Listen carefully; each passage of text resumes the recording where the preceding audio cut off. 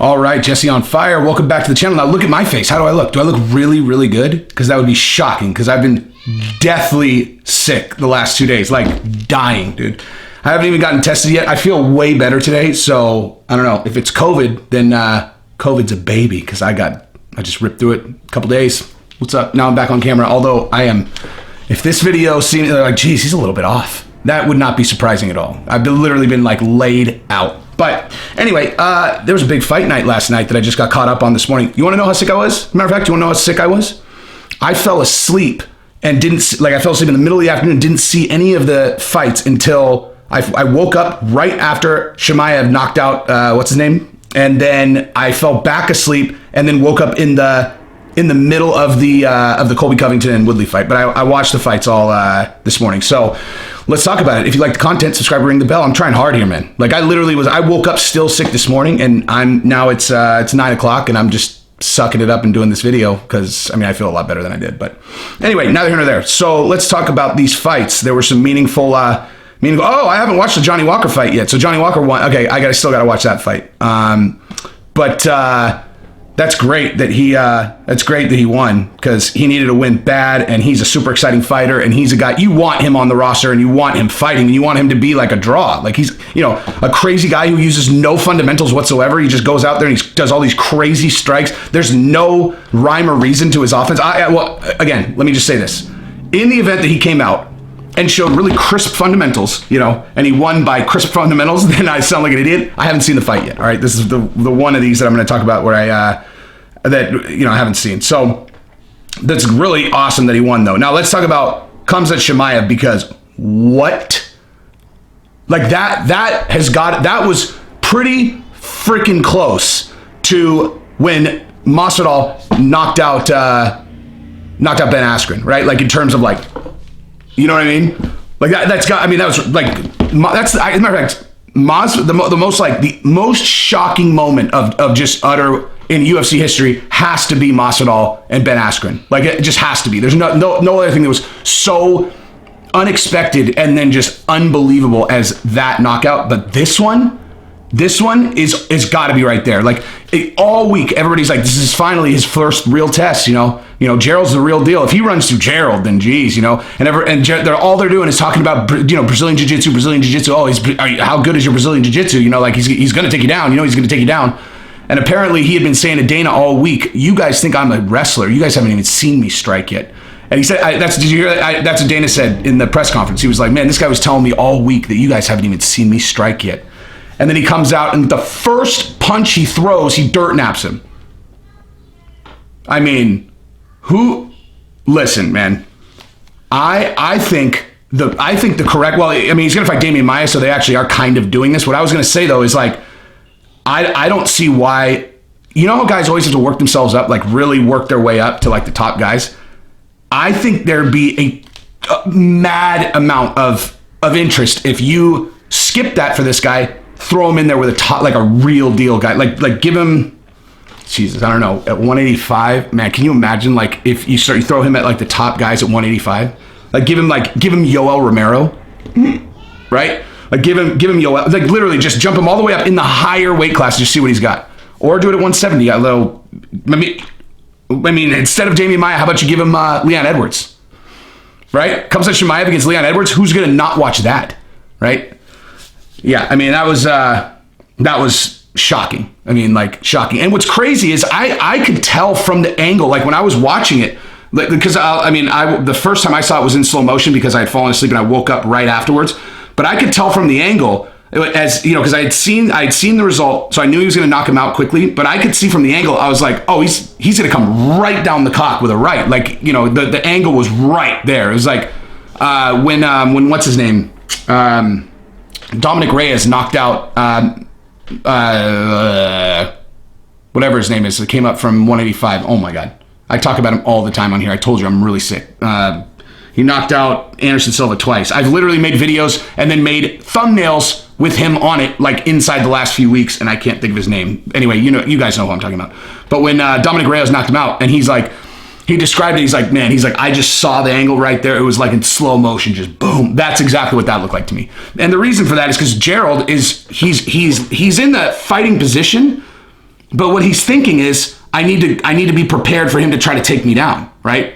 Like that's and if he can strike like that, really, like consistently, do you guys understand how impossible it's going to be to beat this guy? I mean, honestly, like, do you understand how impossible? Because, like, think about fighting against Khabib, right? The same thing right there that you saw is exactly what happened to Conor with Khabib. When Khabib knocked Conor down in the second round, when you got a guy who is so vicious on the ground, you can't help but think, okay, when is he going to shoot? When is he going to shoot? Because you have to make split-second decisions. Like, when they move this way, you have to be ready to adjust it to make sure he doesn't end up just on top of you, pounding you, right? So, like, you have to be thinking about the shot. And if this guy, and that's why when he kind of came in and then threw the overhand, he caught Conor with it. In this case, as a right, I mean, if you really watch it, Gerald's angles were all off. Like, he was not angled correctly. Like, if he was just thinking about striking, he would have moved his position. He wouldn't have been there with just like, I mean, literally, like, he's almost like this, where the right is going to come right down the center. And anyway, so yeah, I'm excited to watch this guy's career. And I mean, Jesus, if he keeps winning like that, just throw him in there with someone. They're booking these fights so fast. Just keep him rolling, man. Anyway, Cowboy versus Nico Price.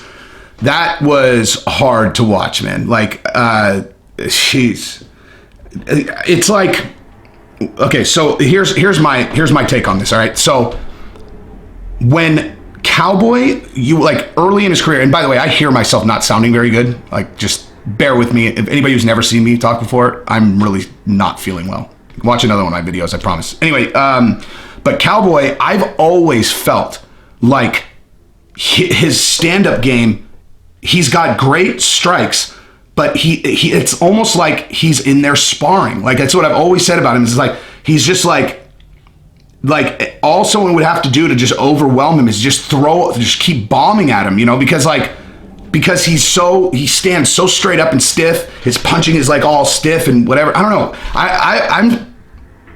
I'm surprised that he had as much success as he did earlier in his career. Like, I think this is what is in store for him no matter what now. Like, people know all they have to do is just overwhelm him, especially in the first round. And here's the other thing. They're like, Cowboy's a slow starter.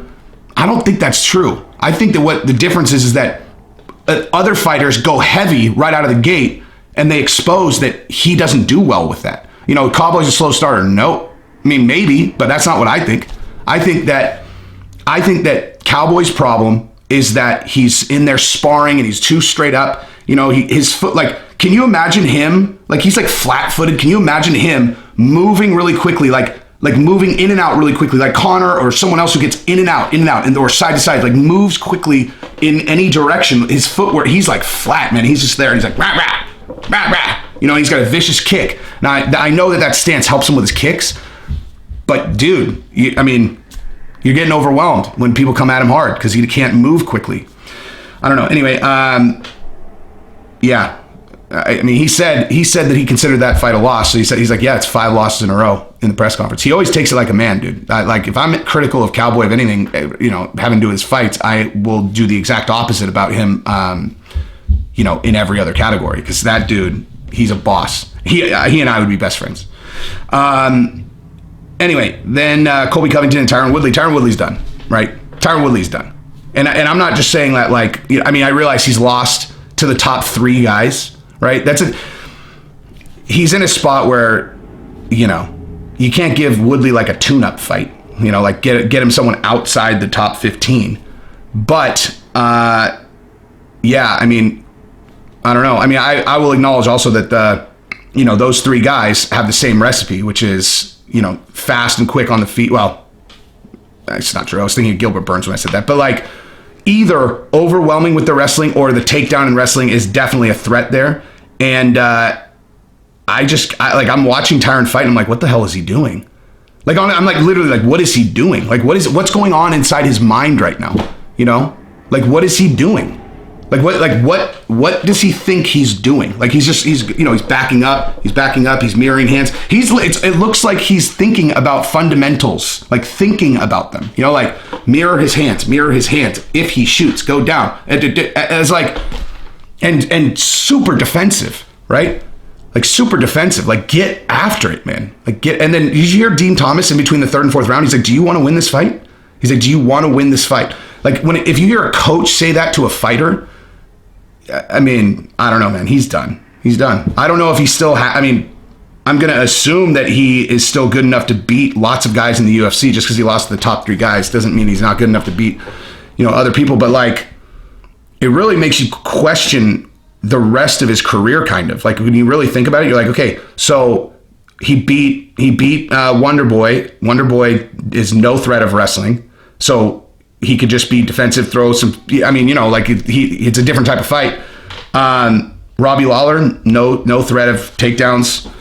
I mean, honestly, like I don't have his record out in front because I'm sick and I didn't think to do that, but I don't know. Colby did the exact same thing as he always does. There's nothing surprising there at all. He did what he always does, and he got the W.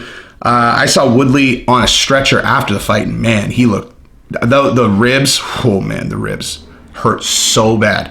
And I'm going to tell you I don't know that from experience. I mean, I've gotten ribs out in my back where it feels like I can't breathe, and not from. Well, maybe it was from. I don't know. Anyway, it's neither here nor there. I've never had it like that. Like I've never had a separated rib or broken rib or anything like that. But man, I think he must have. I would imagine, based on how it happened, that the cartilage between ribs and oh man, it's got to hurt so bad. But I mean, who do you have him fight? I mean, who does he fight? Who does Tyrone Woodley fight next? Right? You're gonna have to, go down and have him fight someone that's like 9th or 10th, I guess. I don't know. But he's gonna be out for a while, so doesn't really matter. But Colby probably. But speaking of amazing fight game, that guy has got fight game. They put him on the horn with Usman. I mean, obviously very intentional, and they fought like you knew that they would, and boom. I guarantee you that's the next fight. If Usman beats Gilbert Burns, that'll be the next fight.